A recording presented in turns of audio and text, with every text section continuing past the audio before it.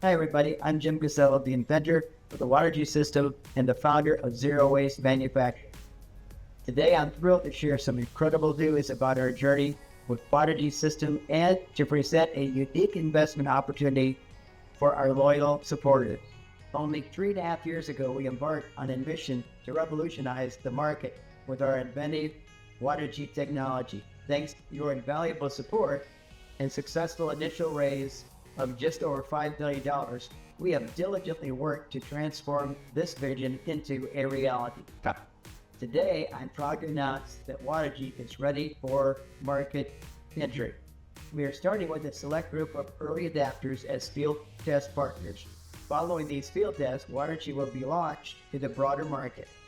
Achieving this in such a short span and with our funding constraints, this gives a testimony to our team's dedication and innovative approach, which kept our costs significantly lower in comparison to similar products at this stage of development. However, while our product is ready, we find ourselves can't afford.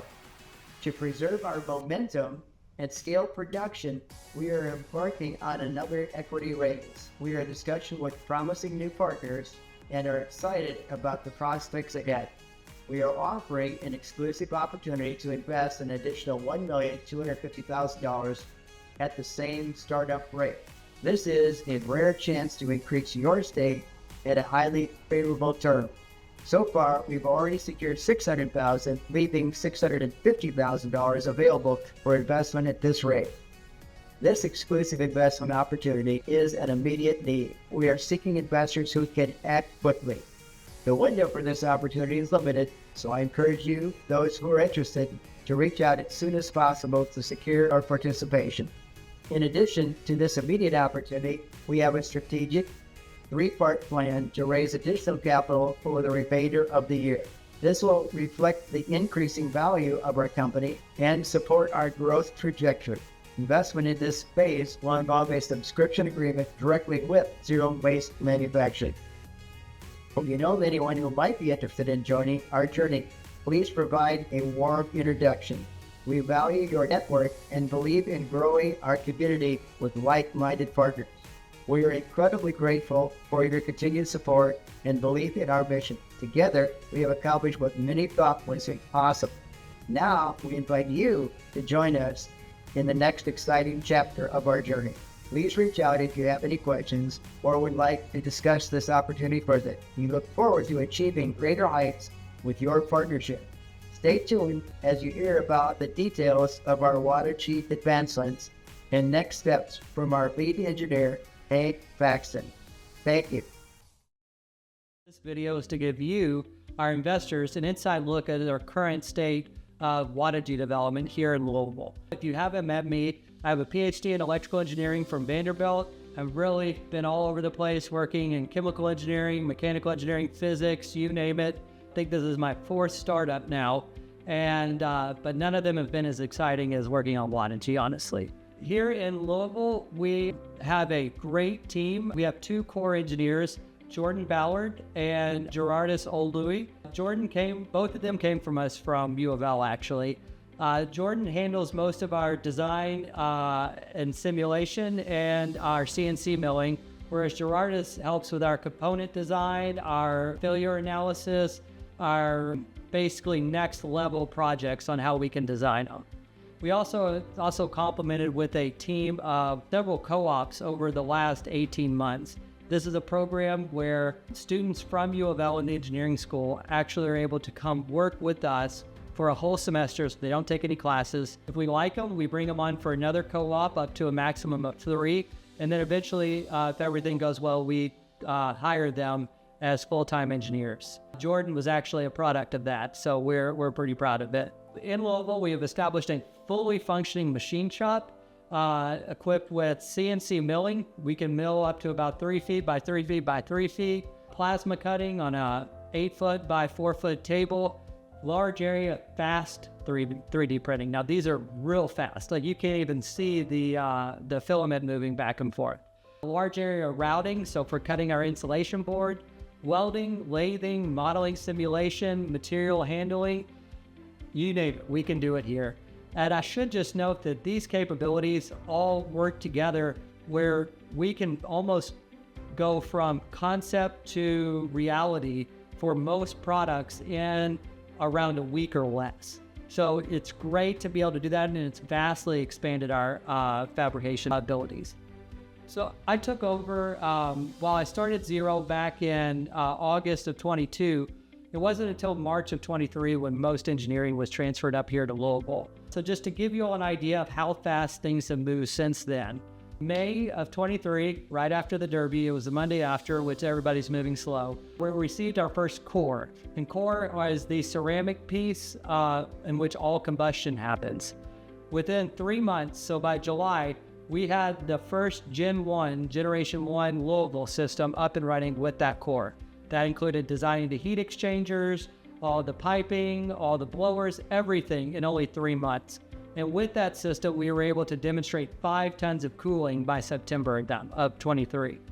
That system wasn't the prettiest, but it was a great proof of concept to show that all of the capabilities that you've been told about Watergy are real and they can be done, and sold me on the tech. From September to December, we were optimizing the system and trying to figure out what we needed to address, what we wanted to change for the future embodiments. And then in December, we started the concept phase of our Gen 2 system, which is currently operational right now. It took us, again, only about 3 months to build this other system, which was maybe about 3 times the complexity of the Gen 1. And so we're rolling. But that system, we were able to demonstrate 8 tons of cooling, and we should be able to be at 10 tons probably by tomorrow, honestly. But we're testing a new oil pump, which I'll get into in a minute. Now, this month, we have begun the design of our field units. These are going to be on a 8-foot by 15-foot skid that houses all parts associated with the Watergy, including the feeder, the hopper, the conveyor, the heat absorption chillers, the piping, the ancillaries, you name it. One system ready to go. It will be able to fit into a Connex container or be transported as is. So it should be ready for beta testing very soon. I would like to take a few minutes to go over some of the great innovations that we've made over the last 18 months, because it's hard to believe it's only been that long. First is we have demonstrated the heat to cooling, and we have established a partnership with a wonderful company called ZrO. They are based in Italy. While they do have a small North American headquarters, they want to use us as their springboard for a full expansion in North America. And these are so turnkey. We supply the heat, they make the cooling. You couldn't ask for a better system. We've also developed multiple heat exchangers in-house, mainly 2 different families.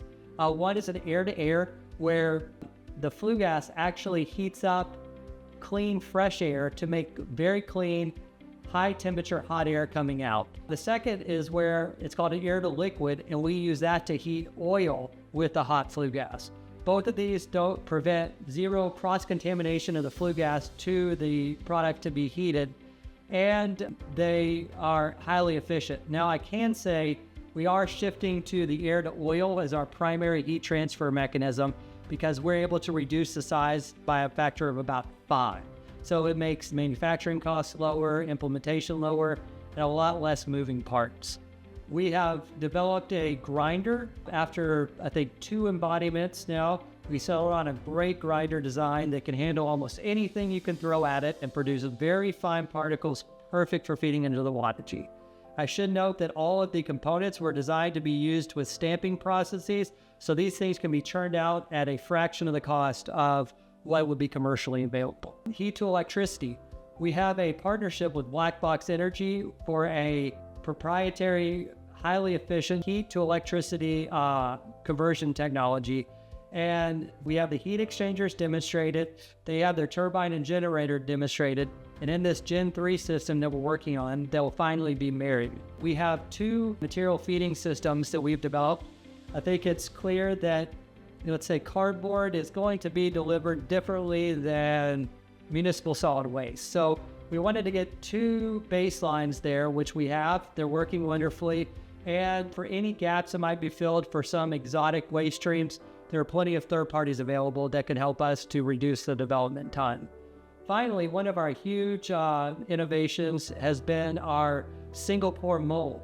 That one is where rather than having multiple pieces of ceramic to comprise the combustion chamber, we have one huge pour with 3D printed parts that are melted out in the middle.